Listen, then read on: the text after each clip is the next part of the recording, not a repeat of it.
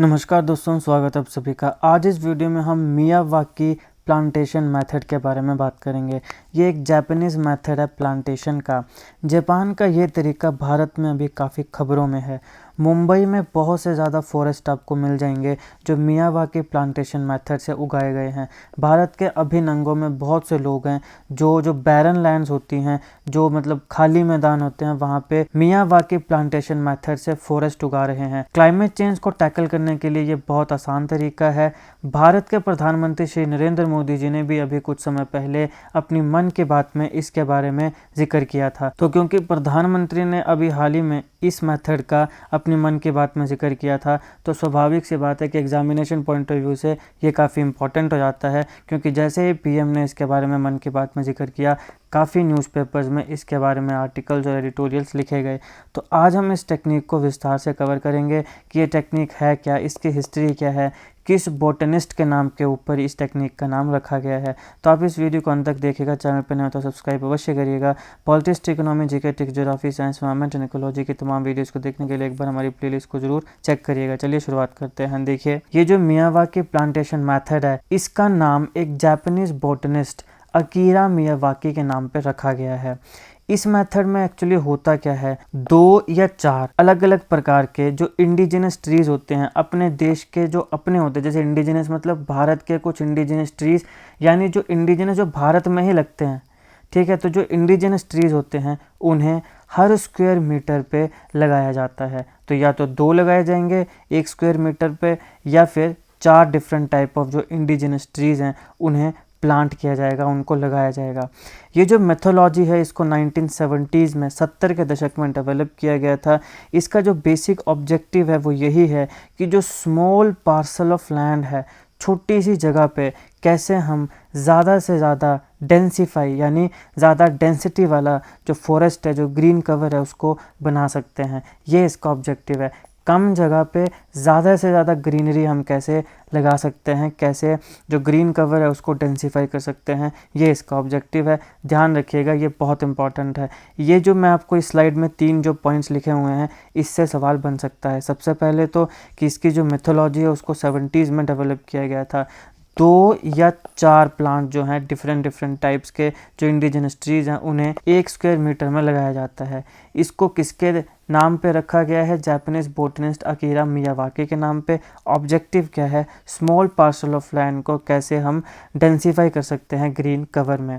इस मेथड में जो ट्री होता है वो सेल्फ सस्टेनिंग हो जाता है। सेल्फ सस्टेनिंग का मतलब यह है कि आपने एक बार ट्री लगाया, उसके बाद वो खुद ही न्यूट्रिशन लेता रहेगा और खुद ब खुद वो ग्रो करता रहेगा। तो ये सेल्फ सस्टेनिंग है, मतलब कि उसको किसी की ज़रूरत नहीं है, वो अपने आप में सस्टेन है। तो जो ट्री है वो सेल्फ सस्टेनिंग हो जाता है और ये 3 साल के अंदर अंदर पूरा का पूरा ग्रो हो जाता है इस टेक्निक के माध्यम से, जिस भी ट्री को लगाया जाएगा। इस मियावाकी मेथड में जो भी प्लांटिंग की जाती है जिस भी ट्री की, वो सेल्फ सस्टेनिंग होते हैं, मोस्टली सेल्फ सस्टेनिंग होते हैं, और उन्हें किसी भी प्रकार की जो रेगुलर मेंटेनेंस है उसकी रिक्वायरमेंट, उसकी ज़रूरत नहीं होती है। अब यहाँ पे रेगुलर मेंटेनेंस क्या हुई? जैसे अगर आप में से किसी ने कभी खेती बाड़ी की हो, फूल ही लगाया है, तो भी आपको पता है कि वहाँ पे खाद देने पड़ती है, वाटरिंग देने पड़ती है।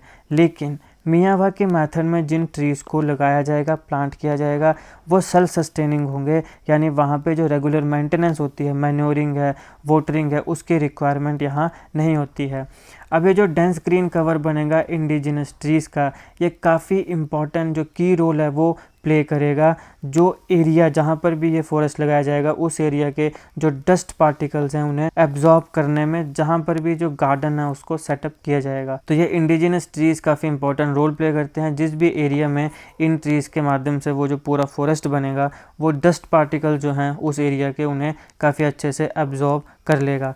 ये जो प्लांट हैं ये हेल्प करते हैं सरफेस का जो टेम्परेचर है उसको रेगुलेट करने में। ये भी एक काफ़ी इम्पॉर्टेंट पॉइंट है, याद रखिएगा कि इस प्रकार के जो फॉरेस्ट लगेंगे वो हेल्प करेंगे जो सरफेस का टेम्परेचर है उसे रेगुलेट करने में। अब कुछ इम्पॉर्टेंट इंडिजिनस प्लांट्स जो कि भारत में यूज़ किए जाते हैं इस प्रकार के फॉरेस्ट को लगाने के लिए, वो हैं अंजन, आंवला, बेल, अर्जुन और गुंज।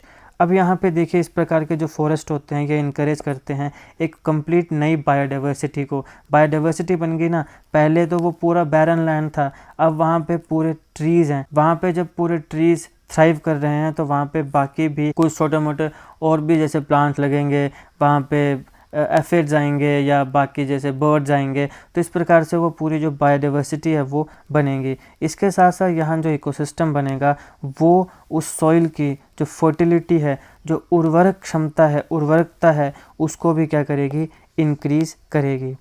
अभी यहाँ पे मुंबई में भी काफ़ी मियावाकी प्लांटेशन मेथड से फॉरेस्ट जो हैं वो बनाए गए हैं। ये जो कोस्ट इफ़ेक्टिव मेथड है Miyawaki plantation method, over the years पिछले काफ़ी सालों में ये एक बड़ा ज़बरदस्त गो टू सोल्यूशन बना है ग्रीन कवर को रिस्टोर करने के लिए, खासकर उन सिटीज़ में जहाँ पे स्पेस जो है वो बड़ी कम है। स्पेस स्टार्व्ड सिटी है, स्पेस स्टार्व्ड सिटी यानी कि वो सिटीज़ जहाँ पे स्पेस काफ़ी कम है, जैसे कि मुंबई। तो इन सिटीज़ में जो ग्रीन कवर है उसको रिस्टोर करने के लिए मियावाकी प्लांटेशन मेथड, जो कोस्ट इफेक्टिव मेथड भी है, वो गो टू सॉल्यूशन बना है। बीएमसी जिसकी फुल फॉर्म है बृहन मुंबई म्युनिसिपल कॉरपोरेशन, इसको ध्यान में रखिएगा।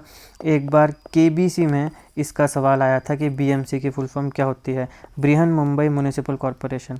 इसने भी इम्प्लीमेंट किया है मियावाकी फॉरेस्ट अप्रोच को। काफ़ी जो वेकेंट लैंड एरियाज़ थे, जो खाली एरियाज़ थे मुंबई में, वहाँ पे इन्होंने इस प्रकार के जो मियावाकी फॉरेस्ट हैं वो बनाए हैं, ताकि जो क्लाइमेट चेंज है उसको कॉम्बैट किया जा सके, जो पोल्यूशन लेवल है उसे रिड्यूस किया जा सके और सिटी का जो ग्रीन कवर है उसको इन्हेंस किया जा सके। अभी यहाँ पे इस पॉइंट ऑफ टाइम पे मुझे नहीं लगता आपको ज़रूरत है इस बात को बताने की कि फॉरेस्ट जब ज़्यादा से ज़्यादा उगाए जाएंगे तो किस प्रकार से क्लाइमेट चेंज को कॉम्बैट किया जाएगा, पोल्यूशन लेवल उससे रिड्यूस होगा, क्योंकि ये तो छोटे बच्चों को पढ़ाया जाता है। तो मैं अज्यूम करता हूँ कि आपको इसके बारे में सब पता है। अगर हम मुंबई की बात करें तो ऑलरेडी 64 मियावाकी फॉरेस्ट जो हैं वो यहाँ पे प्लांट किए जा चुके हैं। ये था इस लेक्चर का एनालिसिस। आई होप आपको वीडियो अच्छी लगी हो। अगर आपको अच्छी लगे तो लाइक करिएगा, शेयर करिएगा। Politics, economy, GK, tech, geography, science, environment and ecology की तमाम वीडियोज़ को देखने के लिए एक बार हमारी प्लेलिस्ट को जरूर चेक करिएगा और जीके करंट अफेयर की ऐसी वीडियोज़ को देखने के लिए हमारे चैनल को सब्सक्राइब करिएगा। Thank you so much for watching.